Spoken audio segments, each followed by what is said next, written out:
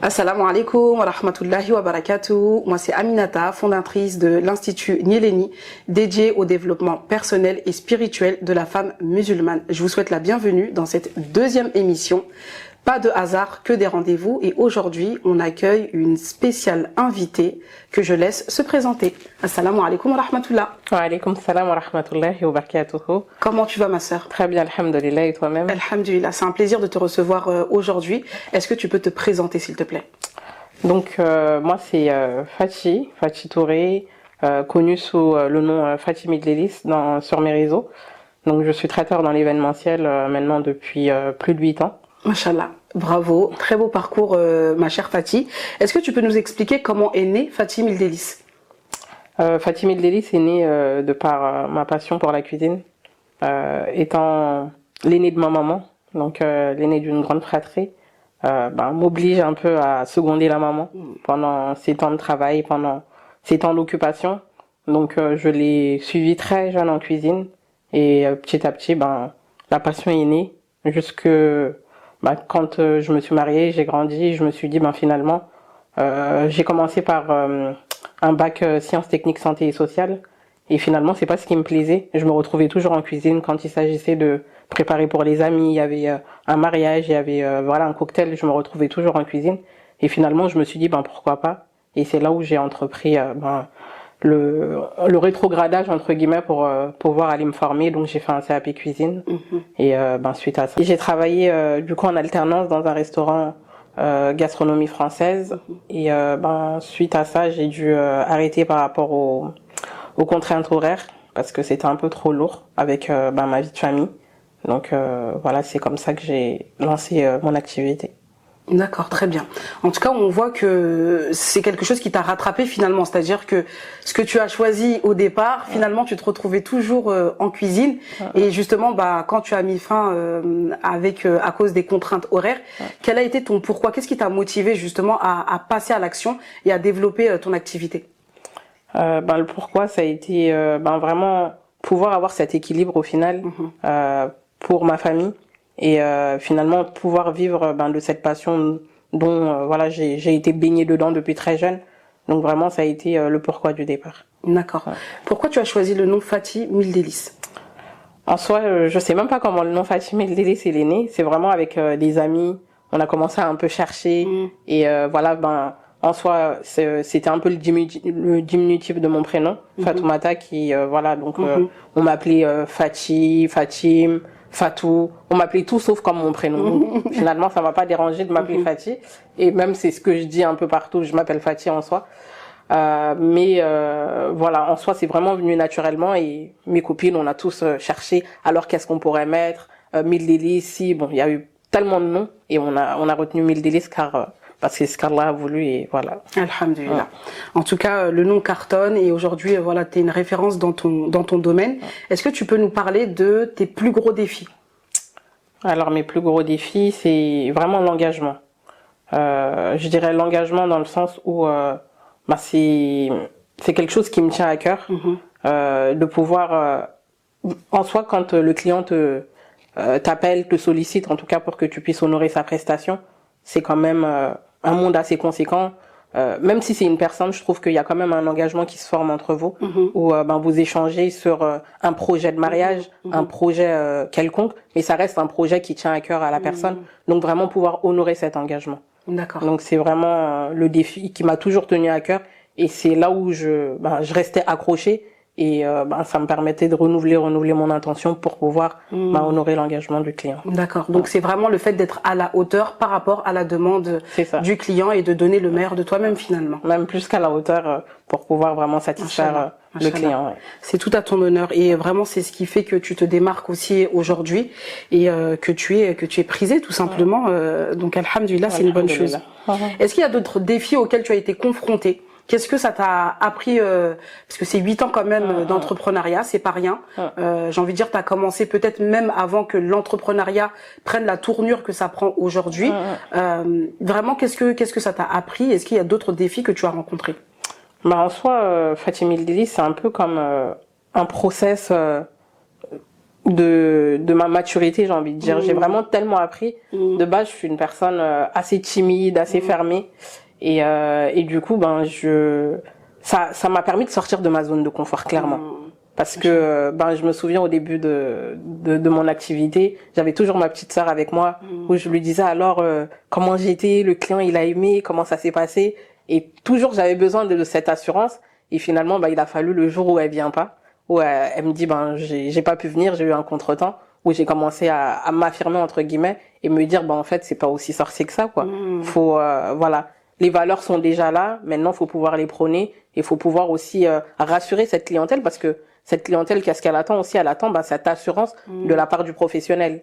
Donc si le professionnel quelque part lui-même il est pas très à l'aise, et finalement alhamdoulilah, vraiment ça a été Fatimi El Délice, c'est, je saurais même pas quel mot te dire, vraiment comment j'ai pu évoluer dans ce métier-là. Ça m'a tellement apporté tant sur le plan humain et tant sur le plan voilà, vraiment de maturité, de confiance en soi, parce que faut le dire, ça apporte vraiment de la confiance à travers cette activité-là, l'entrepreneuriat, tous les défis qu'on surmonte, toutes les péripéties qu'on surmonte. Donc vraiment, alhamdulillah. Subhanallah. En tout cas, c'est beau ce que tu partages. On ressent en tout cas l'émotion, c'est-à-dire que l'entrepreneuriat, en tout cas, t'a permis de mûrir, d'acquérir en sagesse, de te déployer, d'apprendre à te connaître et de dépasser, mais vraiment tes limites, parce que le jour où ta sœur, elle est pas là, j'ose même pas imaginer dans quel état tu as dû être. Mais voilà, tu te dis, vas-y, j'y vais, je fonce. Et c'est tout à ton honneur, parce que t'aurais pu, rebrousser les manches et te dire, ma sœur, elle est pas là, je laisse tomber, mais t'es allé au bout. Donc bravo à toi, tu peux être vraiment très fier de ça. Et en tout cas, ce que je retiens, c'est que l'entrepreneuriat nous permet aussi aujourd'hui à nous les femmes d'être un moyen de s'élever et de cheminer et de nous rendre finalement beaucoup plus fortes. Ouais, totalement. Machallah. Alors aujourd'hui, tu as mis fin à cette belle aventure, donc Fatimi El Délice. Est-ce que tu peux nous expliquer qu'est-ce qui s'est passé? Parce que déjà dans ce que tu nous partages, on voit que c'est quelque chose qui a contribué à être la Fati que tu es aujourd'hui. Et quelle est la raison? Qu'est-ce qui s'est passé? En soi, alhamdulillah, vraiment tout ce qu'Allah fait est bon. C'est ce qu'il y a de meilleur finalement. Et durant tout ce parcours-là, j'ai longtemps cherché cet équilibre que j'ai toujours recherché dès le départ en fait. Où je me suis dit, je travaille en restauration, les horaires ne me conviennent pas, le cadre ne me convient pas, qu'est-ce que je fais? Donc forcément, il y a un problème, il y a une solution. On ne s'abat pas sur le problème en se disant, je reste sur le problème. Non, je cherche la solution. Et tout au long de Fatimi El Délice, je me suis dit, ok, c'est bien, les gens sont contents, les gens sont épanouis, en tout cas, ils sont satisfaits de leurs prestations. Mais est-ce que je le suis aussi? Donc la question, c'était ça. Et au final, c'est parti tellement vite et en soi voilà le fait que les gens soient vraiment satisfaits de leurs prestations, le bouche à oreille tourne assez vite, donc Fatimi El Délice ça a été un plein succès alhamdulillah. Et au final je me dis l'activité est trop prenante, j'ai essayé en vain de trouver pas mal de solutions pour pouvoir avoir cet apaisement, cet équilibre, et au final avec Fatimi El Délice petit à petit Allah il m'a ouvert ces portes de la quiétude et de la sérénité, en l'évoquant, en l'invoquant. Ça a été vraiment ma force. El Qawi, ça a été le fort, et je le demandais toujours, El Malikul Mulk, accorde-moi ce pouvoir au final pour pouvoir, si j'avais pas Allah avec moi en fait, j'avais rien avec moi. Et je me suis dit, Allah il me facilite dans tout ce que je fais au final, et je l'invoque avec ferveur, parce que là, et je me suis dit, au final, qu'est-ce que moi je fais? J'ai pu faire des formations, j'ai pu, après avoir eu ma petite famille, retourner sur les bancs de l'école, passer un BTS entrepreneurial, suite à ça faire une licence entrepreneuriale.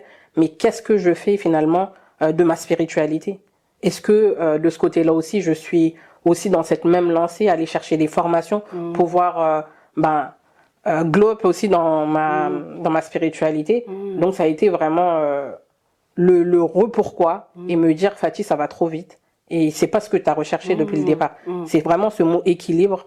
Donc retourne à l'équilibre, et vraiment il va falloir restructurer vraiment toutes ces choses là. Wow. Donc ça a été vraiment wow. Ouais, c'est fort, hein. Vraiment c'est fort et subhanallah, tu partages beaucoup d'enseignements, notamment la recherche de l'équilibre, notamment la base, j'ai envie de dire l'essentiel, c'est-à-dire le fait d'avoir Allah dans sa vie, c'est-à-dire qu'il y a des choses pour lesquelles on invoque, on demande et quand on les a, eh bien on peut être amené à oublier Allah Azza wa Jal. Donc là, c'était vraiment un gros retour à l'essentiel et quelles sont justement ces portes qui t'ont été ouvertes? Parce que tu parles de la spiritualité. Est-ce qu'il y a une porte notamment qui t'a été ouverte et que là ça a été une révélation, un déclic? Qu'est-ce qui a été justement l'élément déclencheur pour te dire, en fait, Fatim El Délice, c'est pas ce qu'il me faut? En soi, j'y réfléchissais depuis un certain temps où je me tâtais à me poser la question. En fait, j'ai été quelqu'un qui a toujours beaucoup écouté son entourage, toujours les conseils de mon entourage. Non, fais comme si, c'est plutôt ça qui est bien pour toi. Voilà, bref, j'ai vraiment été baignée un peu dans comme je disais, j'avais ma petite sœur au début et ainsi de suite. J'avais toujours besoin un peu de ce confort de cet assistant entre guillemets. Et au final, je me suis dit non, c'est pas ce que tu recherches et c'est pas ce que tu veux. Il va falloir vraiment t'affirmer. Et c'est aujourd'hui où je me découvre même un peu plus, où je commence à affirmer vraiment, même ma passion aujourd'hui pour l'écriture. Vous l'avez vu ou à travers les noms d'Allah, je vous fais des petits courriers hebdomadaires que je faisais et où je me suis dit, il est temps d'être toi-même, parce que Fatim El Délice, ça a été, on va dire, limite une personne qui t'a aidé à être la personne que tu es aujourd'hui. Donc il faut que tu te détaches de Fatim El Délice.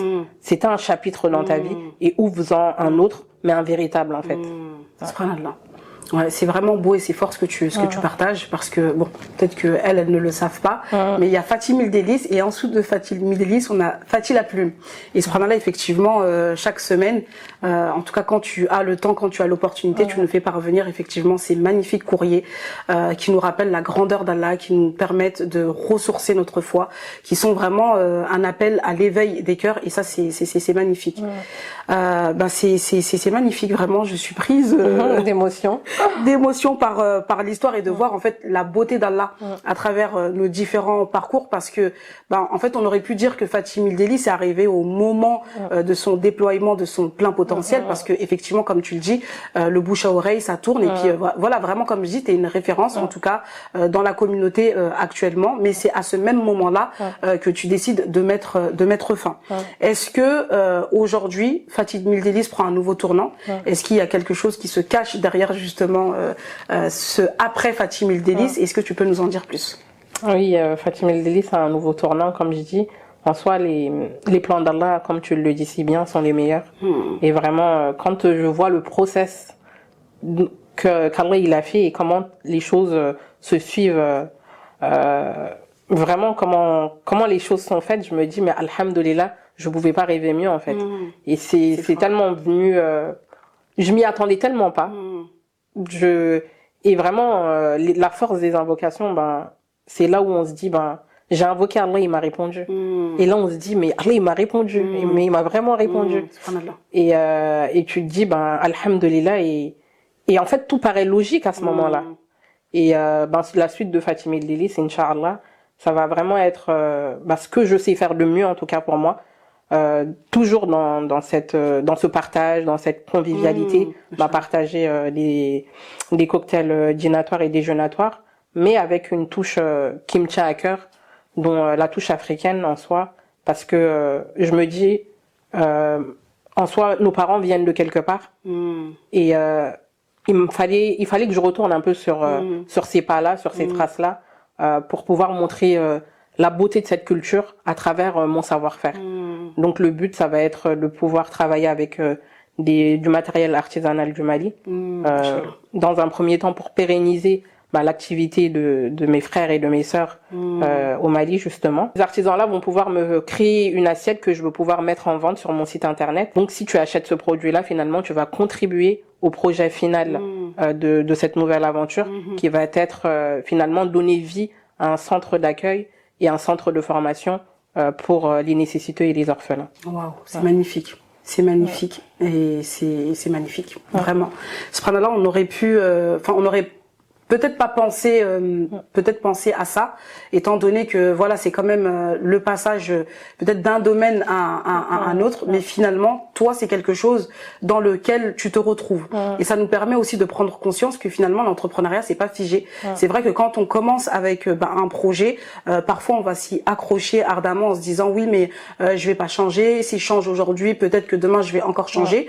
Il y a peut-être des obstacles, des barrières qui vont voilà nous survenir, mais là on voit que en tout cas de par ton expérience et de par la tournure que Fatime Delis prend, toi c'est quelque chose finalement dans lequel tu te retrouves et finalement c'est le plus important. C'est ça, j'avais besoin que ça ait du sens en fait. Comme je te disais tout à l'heure, je te disais que au final, ok, je satisfais ma clientèle, mais qu'en est-il de ma propre personne? Parce que si on s'oublie au final, ça n'a pas de valeur au final.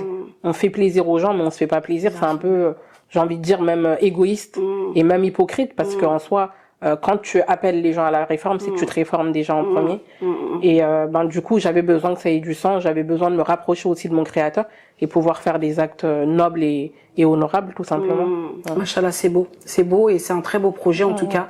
Et on demande à Allah Azza wa Jal qui nous facilite, qui mette la baraka dans ce beau projet et qui vraiment nous permette de voir en fait ce que ça va donner et que c'est quelque chose qui servira pour cette vie d'ici-bas, mais aussi pour la vie de l'au-delà. En tout cas, tu as un très très beau parcours, sache-le, et c'est très très inspirant.